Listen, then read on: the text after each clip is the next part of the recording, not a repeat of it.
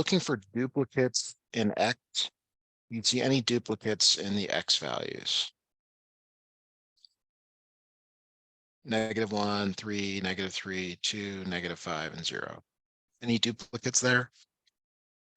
In the X, no. Yes. Right. So this is a function. So we know that, for example, D is out. Okay. And then the domain is all the X values. So we just set them there. It's -1, it's +3, -3, 2, -5, and 0, but they have to be in order, Mm-hmm. meaning smallest to largest. So it looks like B is the correct answer there. Mm. Okay, so because it's kind of multiple choice, we're going to go ahead and use those answers to try to Yeah. reduce the complexity of the calculation, but we don't have to do everything. All right, let's look at number 2. It's kind of the same thing. You have to decide first, is it a function? Basically, are there any duplicates in the 18, 87, -43, 125, 87, and 18? Are there any duplicates in X? Yes. Yes, there are. So this is not function, but not because there's duplicates. It's because both 18, it goes to -142, and then it goes to 111. That's a problem because we don't know which one it goes to. So that's why it's not a function. It's not because they're duplicates. It's because the duplicates go to different values. So that means it's either A or C. And then we have to figure out the domain and range. So notice that A is using set notation. And C is saying it could be any number from -43 to 125, meaning numbers that are not included in this list. So the domain can only come from numbers in this list: 18, 87, -43, 125, 87, and 18. So you can see that A would be the correct answer there. Got it. It's got to be a set. Okay, moving along here to number 3. It says to state the domain and range. So we really need a graph. Will you quickly go to Desmos Scientific and graph this for us? I'm sorry, the Desmos calculator and graph it. Yeah. Let me just pull it up real quick. Desmos stock.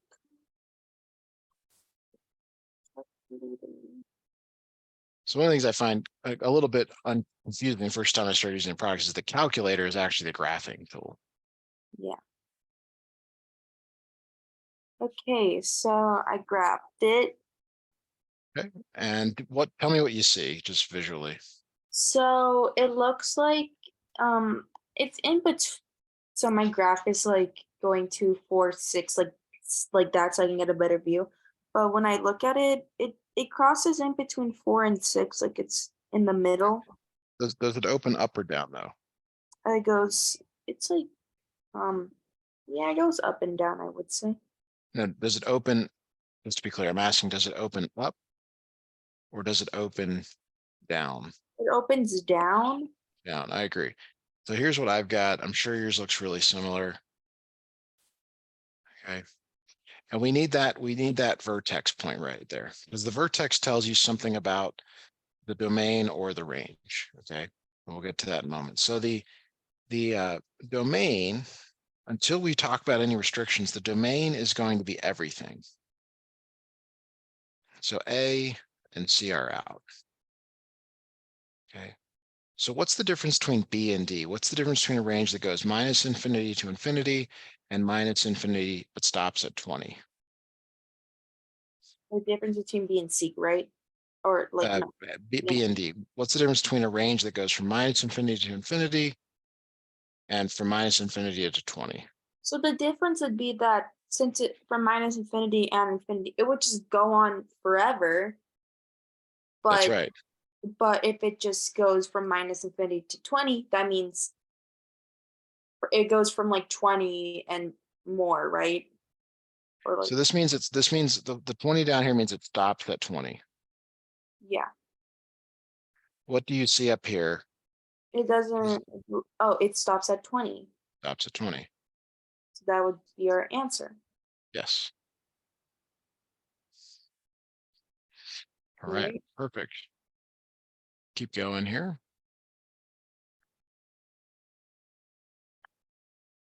All right, so I'm just going to grab a snip of the next one. And we do also want to graph this. That will really help. So go ahead and graph this as best you can. It's going to look a little different than the last one, but You want me to graph it in the graphing?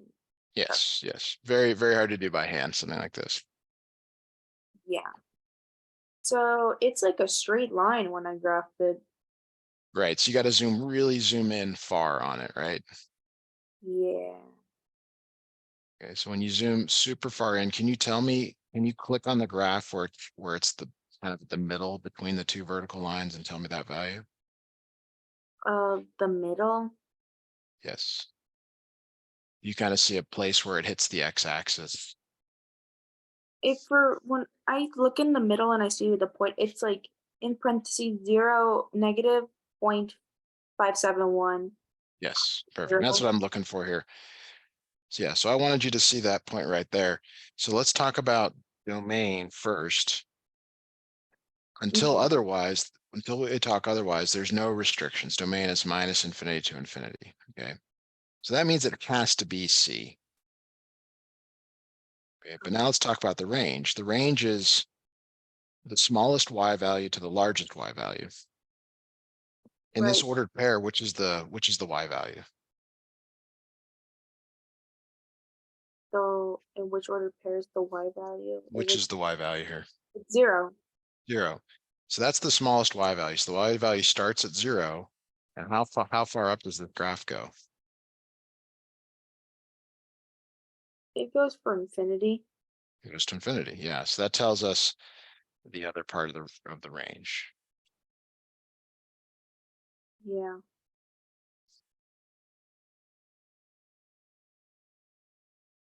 Okay. Any questions on that? No. All right.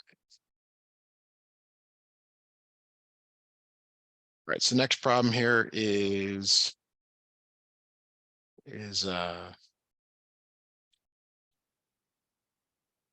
sorry, too many things open. All right. So next one, you'll need a little bit of help graphing. Mostly this is just good practice, but probably some things we'll doing later in the course.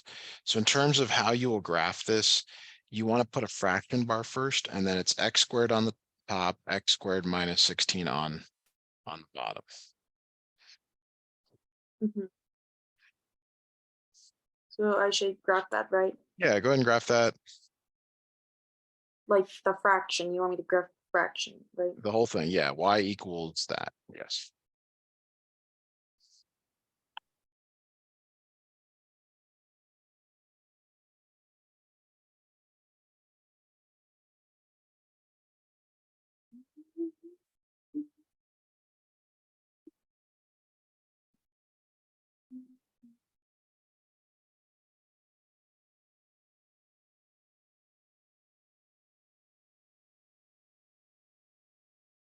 Wow, that is very interesting. So probably something different than you've seen before or seen in a while.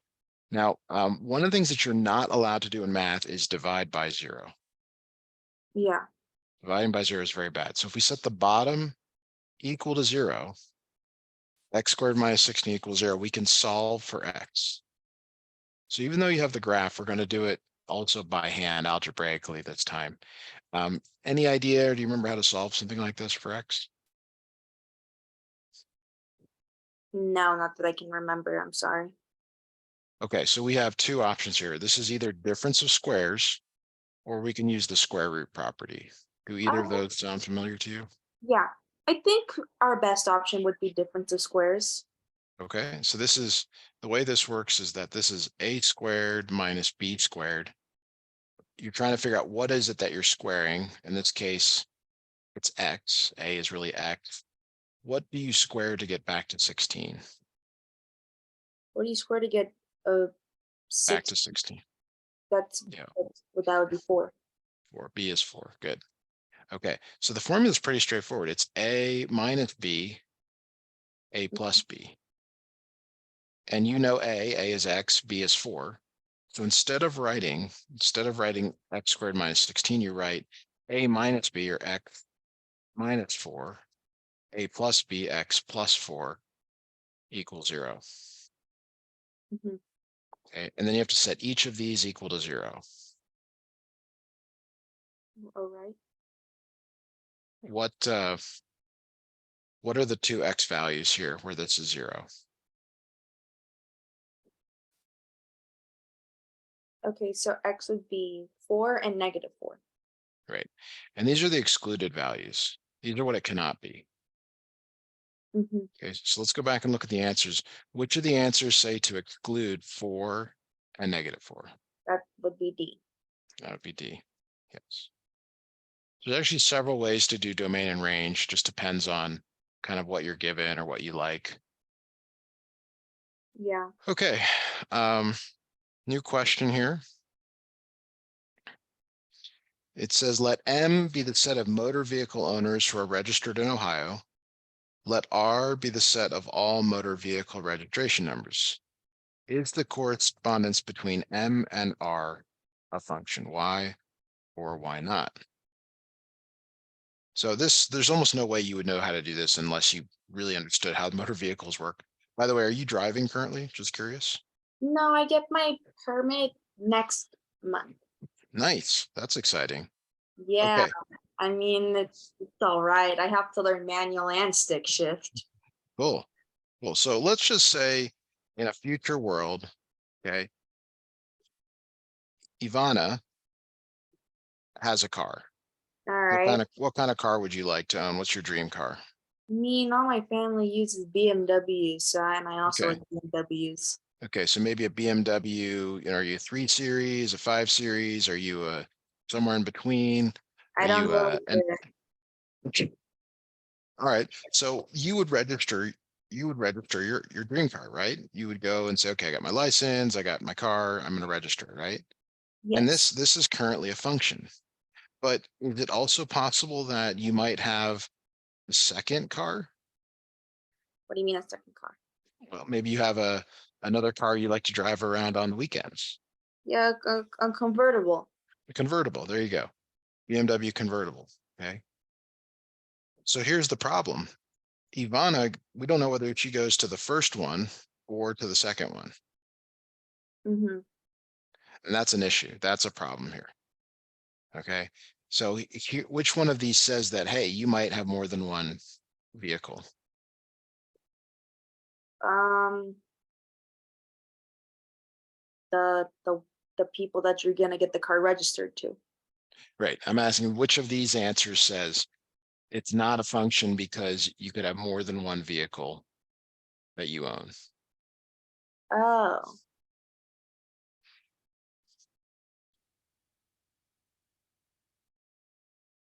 Oh, I would say A. It is A. Yes. Yeah, but I feel like if you were to get registered, though, they would have to know you have two cars. Like if you were to register another one, I think I don't know. You do. You have to register your cars separately. The point of this question, though, is to point is they're trying to show you that the function requires an input like you to have a single output, which may not always be reasonable because there's nothing stopping you from owning more than one vehicle or 3 vehicles or 10 vehicles. Right. Just you first have to make sure they're registered. Yes. Okay, let's look at number 7. It says to calculate the indicated value, f of -7. So if you recall, that means to take -7 and put it wherever you see an x. But I've said this over and over again, and I hope you remember that, is you should substitute it in parentheses, Mhm. right? So instead of x, you're going to put this number in parentheses, -7, -7. And this time you probably want to use that Desmos scientific calculator to check your answer or to calculate it. Probably a bit much to do by hand. All right.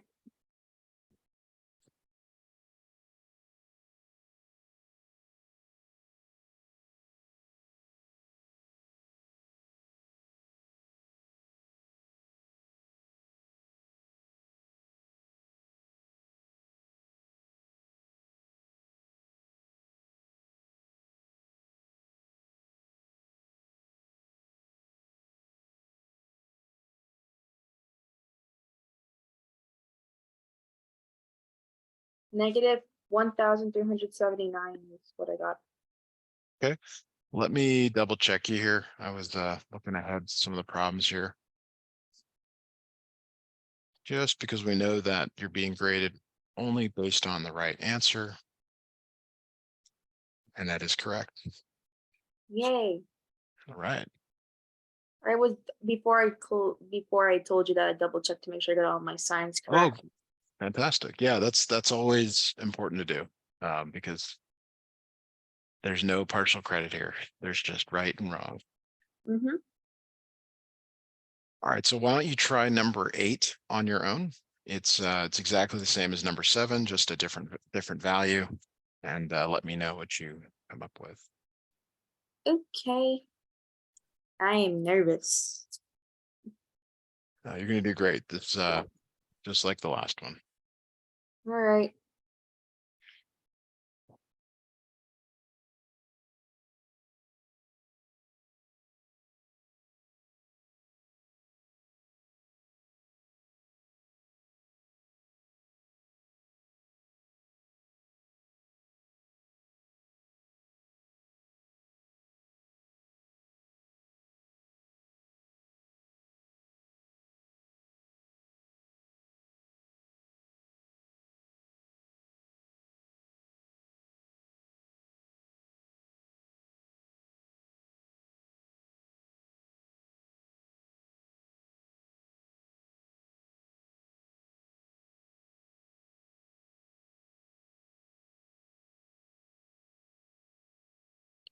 Negative 414.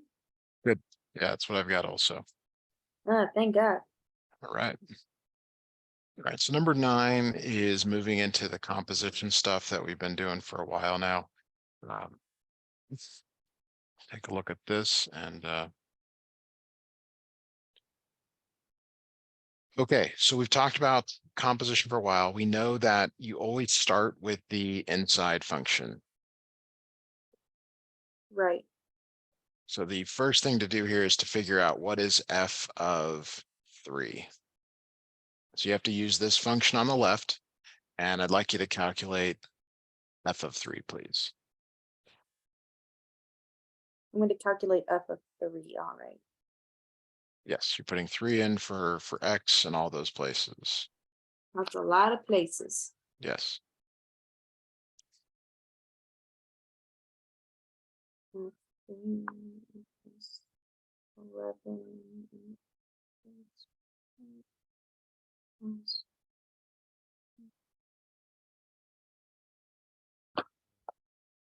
Do I also put the 12x squared minus 11x plus 11 also with 3 in there? But I generally don't like to answer you the question, but I sort of have to this time. Are we calculating f of x or g of x? Which one? Sorry, we're doing f of x. So we stop right there. So just like when you get your driver's license and you see those octagons, you know to stop, Yeah. or a learner's permit. Well, but this is gonna be a little bit more helpful for me when I do get that permit, I guess. I don't know. Okay. So for f of x, I got 123. Good. F of 3 is 123. So that input, that f of 3, the output of f of 3 becomes the input to g. So now you find g of 123. So now you're putting 123 into x up here for g of x. Mhm. So unfortunately, it's just 4. Lovely. See 123 now. I will now 123 squared plus 11. No, sorry, minus 11. 123 plus 11. Okay.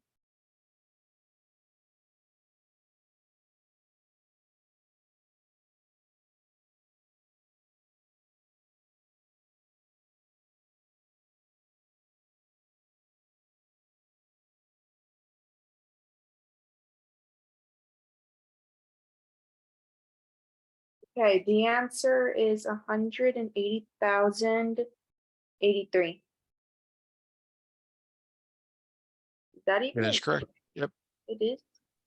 that's correct. These are just made up problems from, from your, so, for your class. There's no significance to the answers. Right. Okay, so this problem is a little bit different because the order is different. They want f of g of 3. In the previous problem, it was g of f of 3, but you always start with the inside function, g of 3. So I want you to calculate g of 3, get that result. Whatever number you get there, you're going to use an f and Mhm. then calculate. It's basically the same as the last problem, just a switching of the order. Right.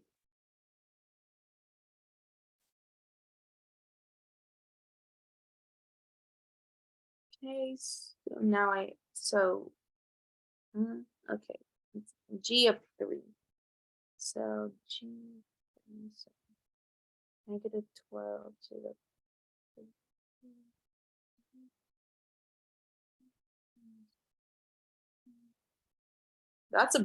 That was a lot of writing. Oh my goodness.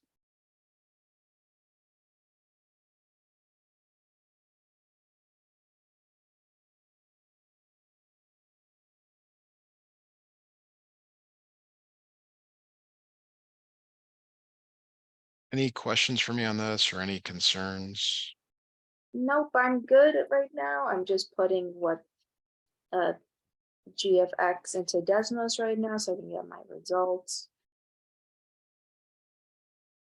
Okay, I got the answer -272 for f of. Okay, but that answer is not there. Yeah, it's not fully done though. Oh, okay. So you mean that's your g of 3. Yeah. That's your, okay. Okay. I heard f. So yeah, that answer won't be there, but if you use that in the next one, it should be there if all goes well. Hopefully everything goes well. That'd be great if it does.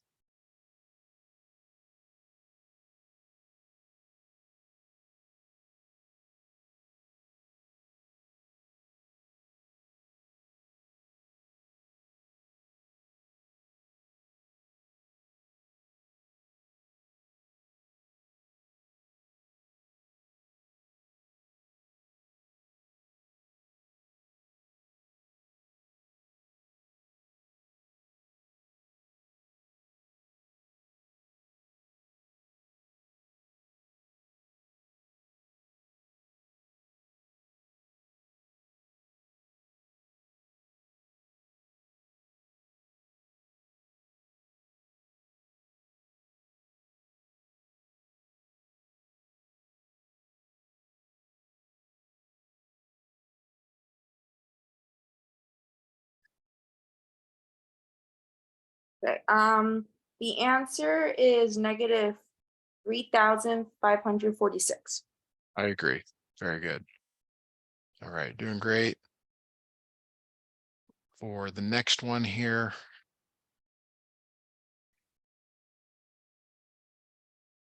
the same, but notice that it says f and f this time, f and f this time. It's not one and the other. So you actually don't need g. You can actually just cross it out if you have it in front of you. Then why Do you would first, see if G is not useful in this problem? you'll find in standardized tests, they often include information that's not needed to distract. Yeah, same thing with word problems. Yes, very much so. But you have to first find f of 4, and whatever that is, you put that back into f again. Hmm. So I'll have you do this again. Find f of 4. We can confirm that. Okay, f of 4.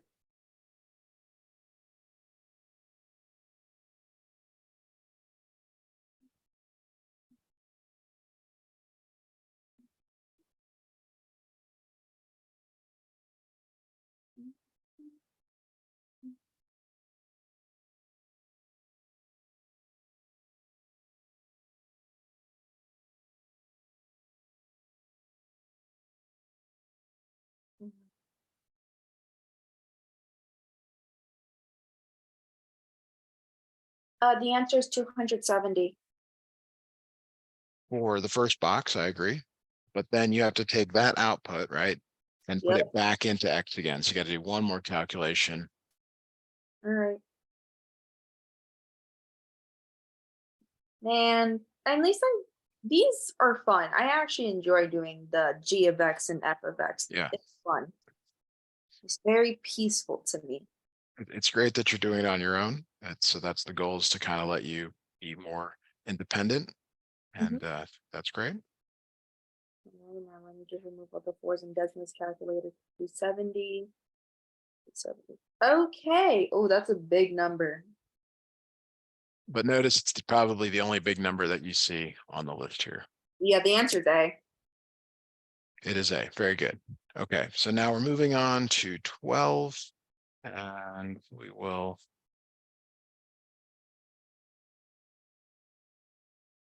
We've got kind of a word problem-y thing here.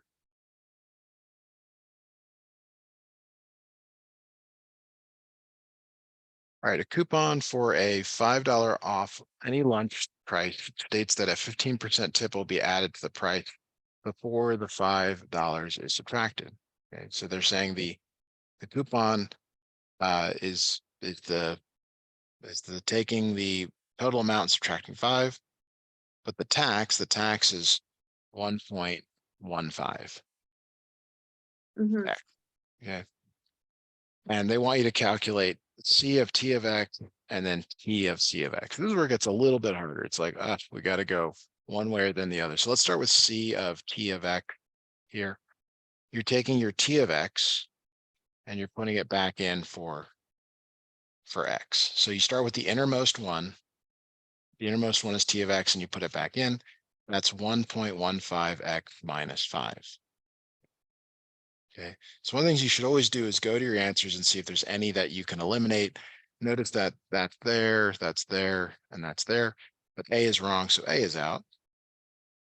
And then going the other direction, P of C of X means to take the X minus 5 and put that in for X. It's 1.15 times X minus 5, like that.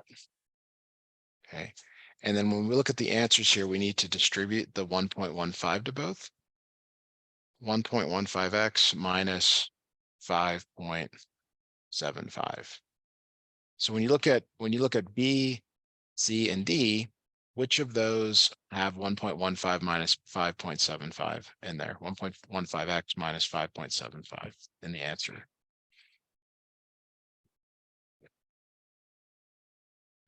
D.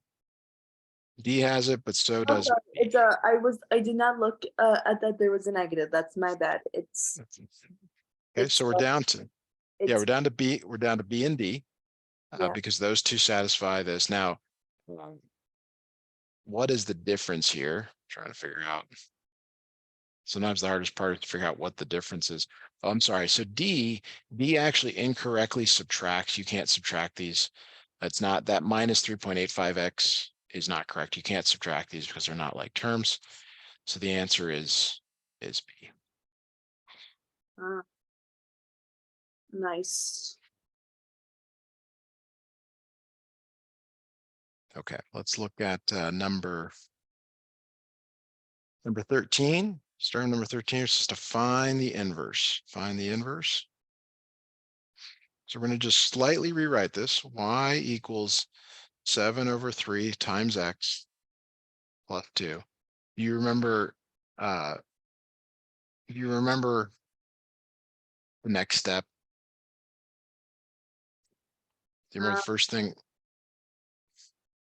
I kind of let me think. So you switch X and Y. X equals 7 over 3Y plus 2. Okay.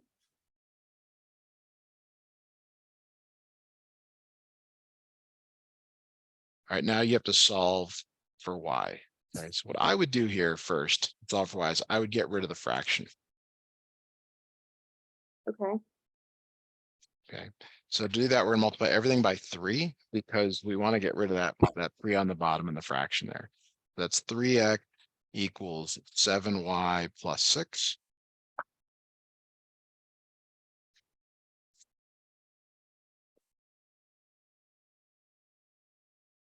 I want to get 6 away from that 7y. That's So right. It's good. Yeah, subtract it.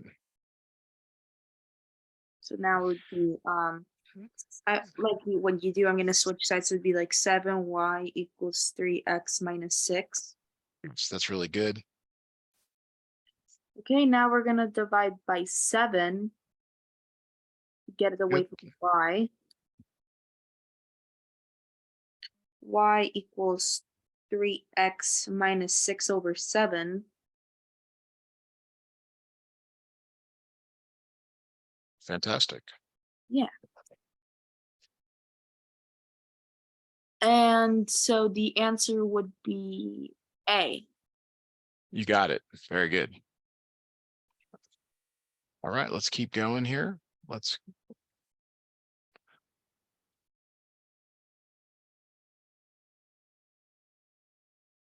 All right, so for the next one, again, I'm just gonna kind of rewrite it because it's not formatted well the way they've written it here. After you write the equation with y instead of h of x, then you switch x and y. Got it. So x equals 6y minus 5 divided by 2. And then from here, you multiply both sides by 2 because you really want to get rid of that 2 on the bottom. Mm-hmm. So I'd like you from here to solve for y and figure out which is the correct answer.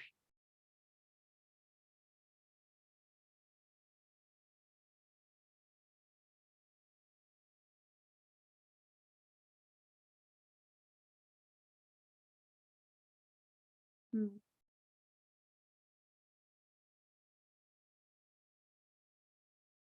Okay, first we're gonna move 5, so 6y equals 2x.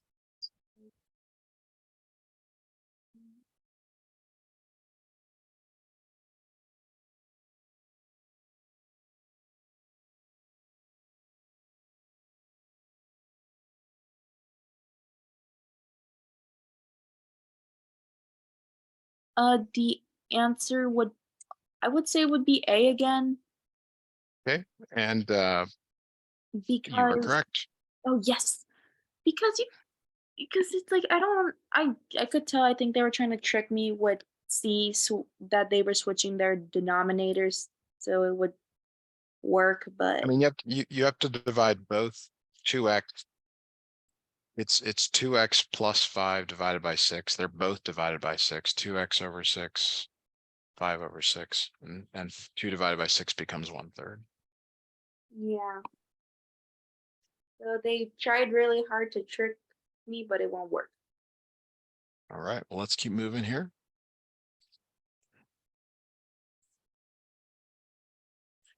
All right, new carpeting can be purchased and installed for $22 per square yard, plus a $50 delivery fee.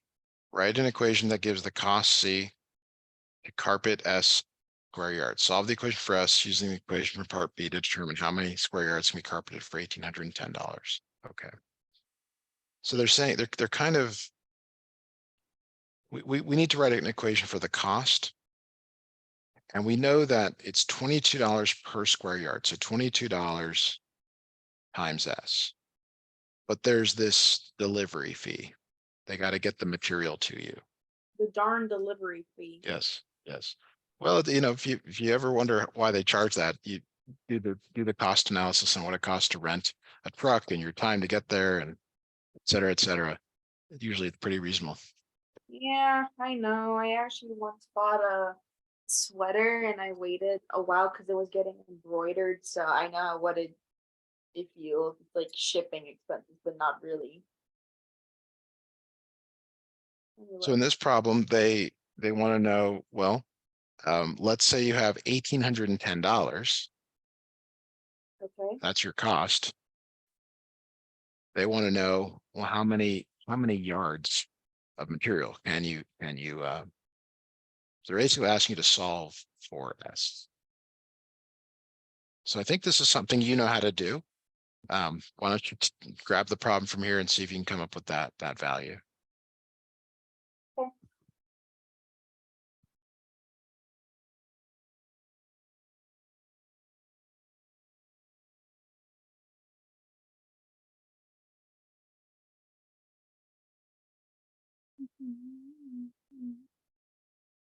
Okay, so the first thing I would do is multiply the 22 times, does that say 22 times 5? An S. It's an S. If you prefer, I don't really like S's because they look like fives. You're solving for that variable. Okay. So first thing I would do is get S by itself. Yes. So I'm gonna do, first I'm gonna subtract by 50, Okay. Like it. which gives us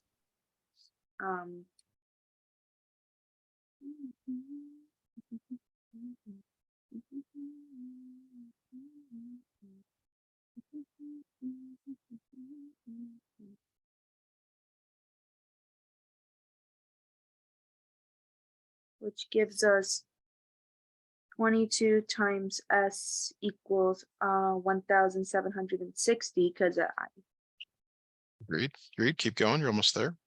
so now I'm gonna divide by 22. Okay. S equals 880. I think you've got a smaller there. You said everything right. 1760 divided by 22. So make sure you just double check that calculation. All right.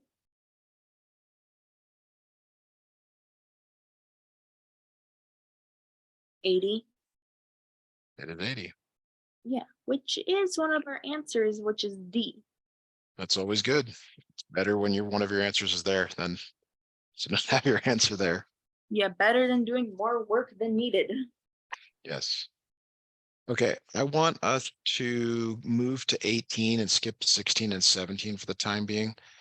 My concern is that we finish this, and I know you can do those two on your own. I'm not so sure about this one. Yeah, This was one. Go ahead. the next time when we meet up, when I do 16 and 17, we can just check my answers and then move on to the next lesson, basically. Sure, sure. When a seesaw is perfectly balanced, each person's distance d from the fulcrum varies inversely. So that's an important word there. Inversely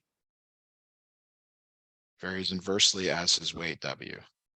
So we use letters, right? D is D equals inversely K divided by W. Right. Okay, so D is distance, W is weight. If a 120-pound person sits 5 feet from the seesaw, that means that D is 5 and W is 120. Right. So it'd be 5. Can we solve for K? So what I would do is switch the denominator and the numerator, so it'd be like 120 over K, so we can multiply them. We don't want to do that. That is true, and maybe in some problems that was a good idea. Here, though, you want to clear the fraction. What do you multiply both sides by to clear the fraction? By 5. The whatever's on the bottom. Oh, 120. I'm sorry. Yes. All right. So what is the value of K after we do this? K equals. Hold on, I am debating whether or not I think my answer is right. I'm just double checking it. 600. 600, good. All right, so now we rewrite the equation. D equals 600 over W. And Okay. then it says, where must a 150-pound person sit to balance the seesaw? Are they giving you W or D? I think they're giving us W, not W. Hold on. I'm sorry, which one did you say? They're giving us W. They're giving you W, yes. So go ahead and calculate that. 600 divided by W.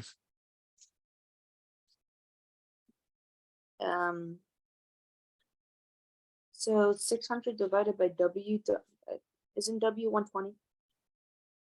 So the W is 150. W is 150. So 600 divided by 150 is 4. There you go. Thank Now, does it make sense that you would sit closer on a seesaw, which is what maybe you did that when you were a kid at some you. point? I mean, If the bigger, like, I think I've done it once, but it makes no sense because for a seesaw to work, you have like you have to sit on where the handles are that you're supposed to hold on to if you want to go up. But usually there's two positions on it. There's like a place to sit and then another place to sit. Because the bigger person has to sit closer and the smaller person sits further away. That's true. But this is not a seesaw class, so we're going to move on here. Yeah. Which is an example of direct variation. Okay. How do I want to? So here is direct variation. Y equals K times X. Okay. And K is a number. Okay. So an example might be Y equals 2X. Okay. Something like that. Okay. I want you to tell me what's wrong with C. Why is C not correct? Why is C? It doesn't even. Why is C not correct? Yeah, Because where's the adding coming from? that's right. That's the good question. That's So the that's reason. why it's out. That's why it's out, because you can't add to it. Okay. Yeah. For letter D, why would letter D be out? Because again, it's adding. Okay, yeah, there's going to be some sort of a number. Now, A and B are our choices. Could you try solving B? How would you solve for Y? And it's something you just told me a few minutes ago that I said, no, you don't want to do that in this problem, but it does work here. Oh, why are they adding? You would flip it. You would say, okay, 1 over Oh. X equals Y over 6. And then what would you do to solve for Y?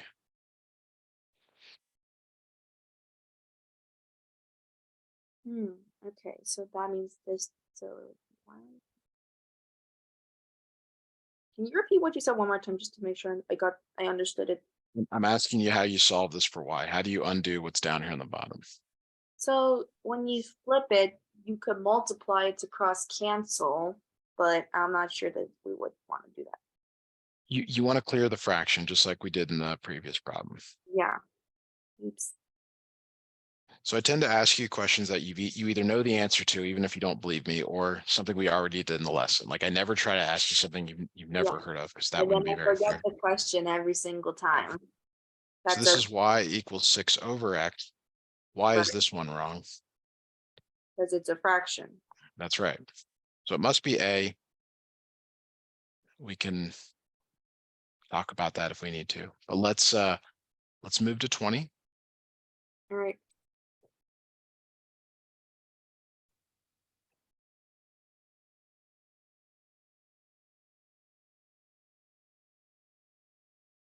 All right, f of g of x here on the right. That means to take the inside function. What's the inside function? The inside function is g of x. And we're going to take that g of x, and where are we going to put it? Where do we replace it? We're gonna replace this. Oh, we're gonna replace the. We're just gonna add x squared plus 3x minus 1 just to the f of x. We're going to put it in for x. We're going to replace x with x squared plus 3x minus 1. Right. So instead of x plus 3, it's 2x squared plus 3x minus 1 plus 3. Got it. Can you simplify this for us by distributing the 2 to everything and then combining like terms?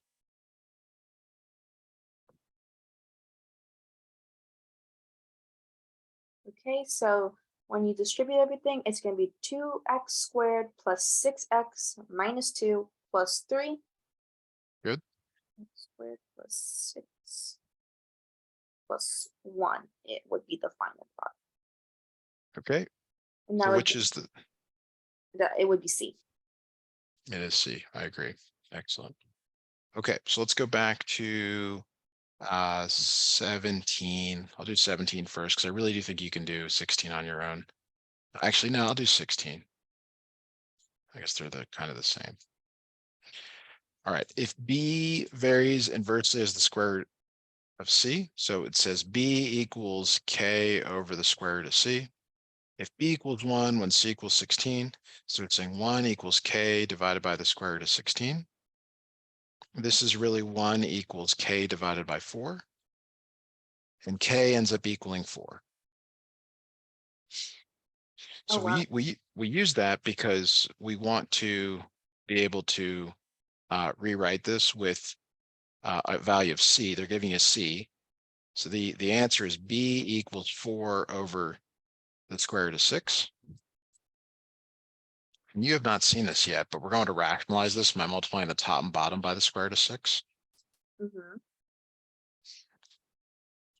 So this becomes 4 square root 6 over 6, which is 2 square root 6 over 3, or letter A. And then we'll just really quickly do 17. That way it's all done for today. All right. All right. If n is inversely proportional, n equals k over t plus 3. If t equals 1 when n equals 3, that's 1 plus 3. So it ends up that k equals 12. So you put that back in here. N equals 12 over t plus 3. But now they're giving you the value of n is 4. And you'll find that t equals 0 by checking the answers if you want, or working it out. But that's probably that you can actually see that 12 divided by 3 is 4. So t must be 0. All right. We finished. Goal is to get this thing done. We're doing great.